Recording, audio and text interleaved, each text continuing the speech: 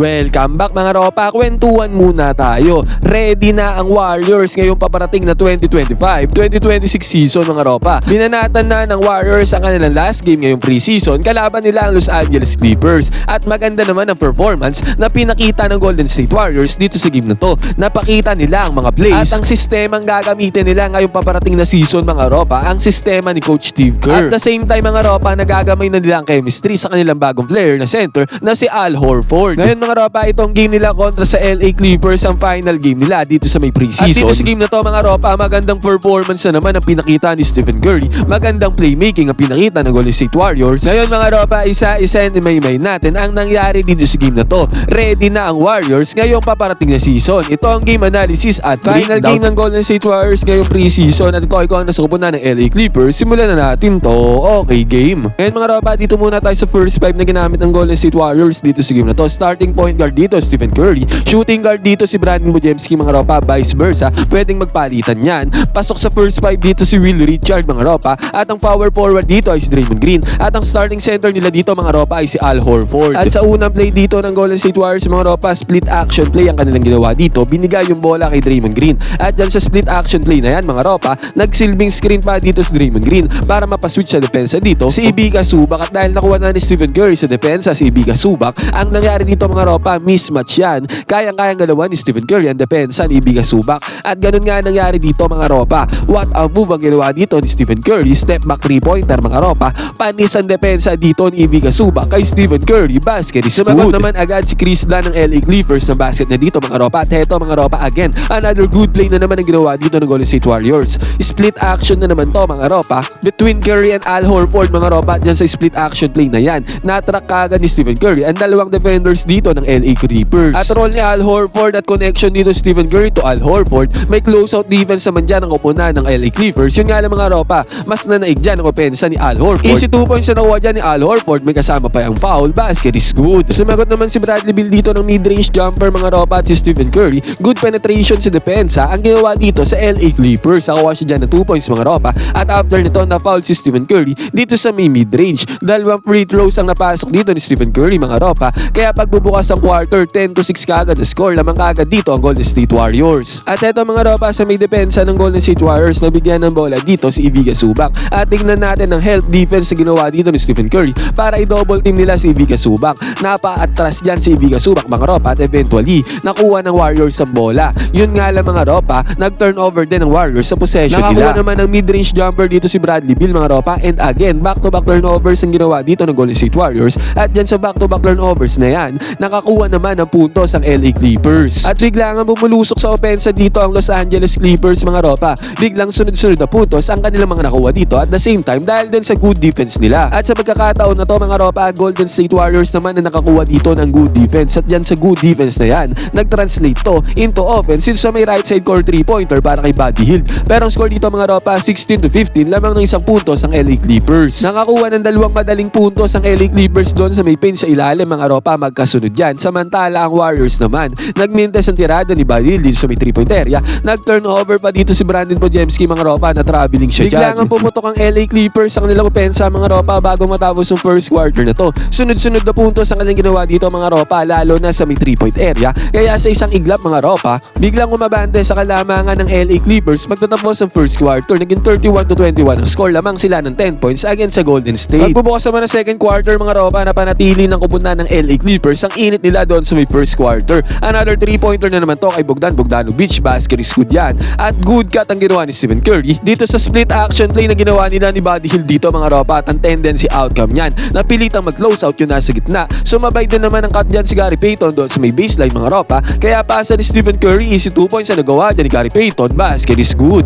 At another good defense ang ginawa dito ng Golden State Warriors mga ropa, at dyan sa good defense na yan, nagkaroon ng 3-man fast break dito ang Golden State Warriors, at ang napadali ang trabaho dyan is si Draymond Green. Easy 2 points na nakuha niya, no problem. Nagmindes naman ng 3-point attempt dito ni Gary Payton sa may left side corner. Ang score natin dito 33-27, lamang ng 6 points ang LA Clippers. Nakakuha ulit ng mid-range jumper dito si Bradley Beal mga ropa, sobrang efficient ni Bradley Beal dito sa game na to. At again mga ropa, good defense ulit ang ginawa ng LA Clippers against kay Stephen Curry. Na-block ang tira dyan ni Stephen Curry mga ropa, pero good defense naman ang nilaro ni Will Richard dito sa may kabila. Yun nga lang mga ropa, hindi na i-convert ni Will Richard ang Easy 2 points na sana sa kanya to mga ropa, pero nagmintes. Magandang balasa naman ng Golden State Warriors ang ginawa nila dito at nag-end up ang bola sa kamay ni Guy Santos sa may right side corner. Basket is good yan para kay Guy Santos, easy money. Bumawi naman ng 2 points ang kupunan ng LA Clippers mga ropa at good kick out play naman ang ginawa ni Pat Spencer papunta kay Will Richard. Yun nga lang hindi naipasok ni Will Richard ang 3-pointer. At si Bradley Beal mga ropa, sobrang init dito sa may field. Pasok na naman ang tirada dyan ni Bradley Beal.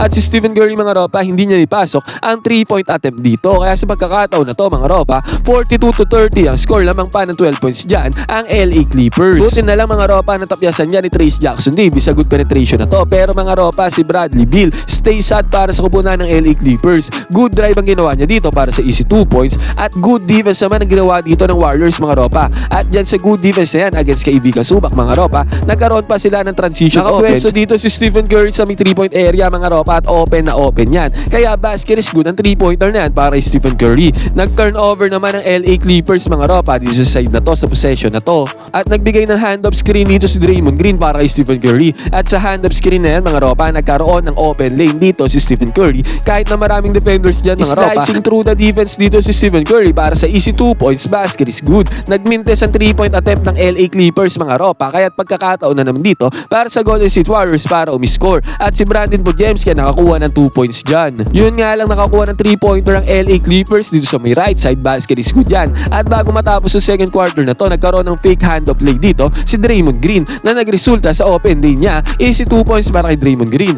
Nagtapos ang first half sa score ng 47-43, lamang ng 4 points ang LA Clippers. At dito sa unang possession ng Golden State Warriors, dito sa may second quarter mga ropa, nagkaroon ng multiple screens dito ang Golden State Warriors. Una tong split action na to mga ropa, na nagsilbing stagger screen din mga ropa, at akala kung ay papasa ni Draymond Green ang bola papunta kay Stephen Curry. Yun pala mga ropa, ay pupukol ni Draymond Green ang 3-pointer na to. At pumasok ang 3-pointer na yan para kay Draymond Green mga ropa, basket is good. Pero ang Clippers mga ropa, solid talaga naging shooting dito sa game na to. At the same time, naging efficient sila dito sa may field. Nakakuha pa nga sila ng 3-pointer dito mga ropa, at dyan sa 3-pointer na yan, basket is good yan. Sunod-sunod na puntos ang ginawa dito ng kupunan ng Los Angeles Clippers. Kaya sa isang iglap mga ropa, lumobo sa 9 points na lamang ng Clippers dito, 57-48. Nagkaroon naman ng balasa sa bola ang Golden State Warriors mga ropa. At nung napunta na kay Draymond Green ang bola, inatake niya ang primary defender dito at mas nangibabaw dito ang opensa ni Draymond Green. Mabilisan naman nakabawi dyan ang Los Angeles Clippers mga ropa dito sa may transition offense sila, basket is good ulit yan.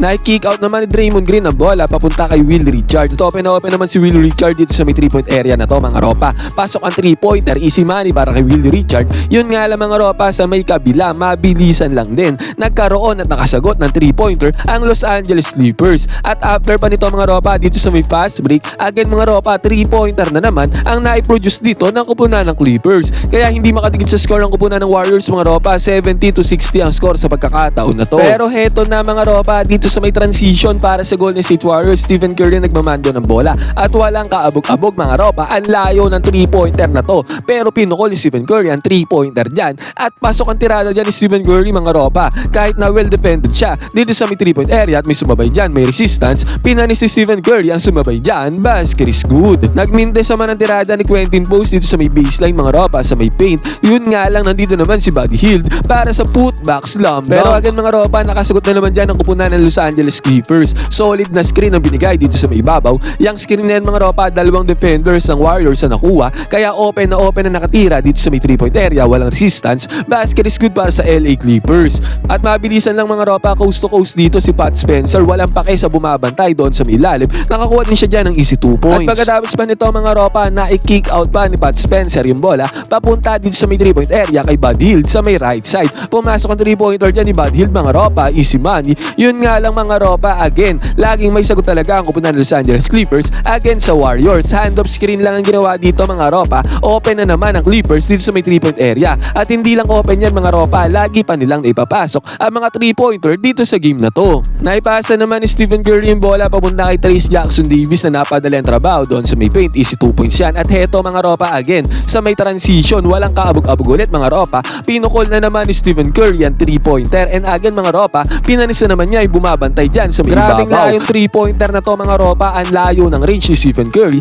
long range bomb yan mga ropa, basket is good para kay Stephen Curry. At after pa nito mga ropa, binigay lang ni Stephen Curry yung bola papunta kay Buddy Hield. At 3-pointer mga ropa, back-to-back 3-pointers ang ginawa dito ng kupunan ng Golden State Warriors, at back-to-back possessions mga ropa, naipasok yan ni Stephen Curry at Buddy Hield. Kaya sa isang iglap mga ropa, kahit papaano, naging 3 na lang ang kalamangan ng Los Angeles Clippers, 87-84 ang score. At hindi pa yan dyan natatapos mga ropa dahil good give and go play ang ginawa dito ni Stephen Curry at Guy Santos. At eventually mga ropa, naging tendency outcome niyan. Good pass ba ang ginawa ni Guy Santos papunta kay Gary Payton Jr. doon sa may ilalim na walang bumabantay. Pero ang Clippers mga ropa sa wakas nakascore na din dito sa may fast break sa may transition offense. Nakapagpundar sila dyan ng easy 2 points, basket is good. At sa pagkakataon na to mga ropa, sa score na to naging dikdigan ng laban ng dalawang kupunan dito sa mga huling minuto ng 4th quarter. Una mga ropa, nakakuha ng 2-pointer mid-range jumper dito si Pat Spencer at sumagot naman dyan agad-agaran ng LA Clippers. At dito sa may transition mga ropa, nagpakawala ng 3-pointer si Will Richard at pumasok yan, basket is good. At nakakuha na naman ng another basket dito si Pat Spencer mga ropa. Solid talaga ang minuto pagka si Pat Spencer mga ropa ay pinasok na ni Coach Steve Kerr. At hindi pa yan dyan natatapos mga ropa dahil si Pat Spencer ulit ay na-open na naman dito sa may 3-point area. Nagmintis naman ang tirada ni Pat Spencer dito sa may 3-point area mga ropa, pero still nakuha pa rin ng Warriors ang rebound dito at eventually tendency outcome niyan. Nakakuha ng 2 points dyan si Trace Jackson Davis. At ang malapit dito mga ropa, 102-98 ang score. Nagkaroon ng 3-pointer dito si Will Richard para magkaroon talaga ng crucial game sa huling segundo ng laro. At ang nangyari dito mga ropa, 106-103 ang score. 3 ang lamang dito ng LA Clippers. Segundo na lang ang natitira mga ropa at nagkaroon ng 3-point attempt dito si LJ Cryer para saan ay tabla ang laro at magkaroon ng overtime. Yun nga lang mga ropa, hindi pumasok ang 3-pointer dito ni LJ Cryer. Still mga ropa, good game pa din naman para sa Golden State Warriors. Nakita natin mga ropa ang sistema na still malakas talaga ang Golden State Warriors ngayong pagpasok ng season. Solid pa rin talaga si Stephen Curry mga ropa, kayang-kaya niyang buhatin ang Golden State Warriors sa kanyang mga 3-pointers mga ropa at sa playmaking. Iba kasi talaga si Stephen Curry mga ropa pag nasa loob ng court. Talagang grabe ang depensa na binabato sa kanya at grabe din naman ang ginagawa niya para i-dissect ang depensa ng kalaban. Ngayon mga ropa, sa papadating na season, sabay-sabay natin abangan at panoorin ang laban ng Warriors kontra sa kupunan ng Los Angeles Lakers. Ngayon mga ropa, ano masasabi performance nyo? Ngayon ng Warriors, magtra-translate kaya ito sa kanilang season opener against sa Los Angeles Lakers? Pwede kayo mag-comment dyan sa baba ng inyong opinion, magkwentuhan tayo.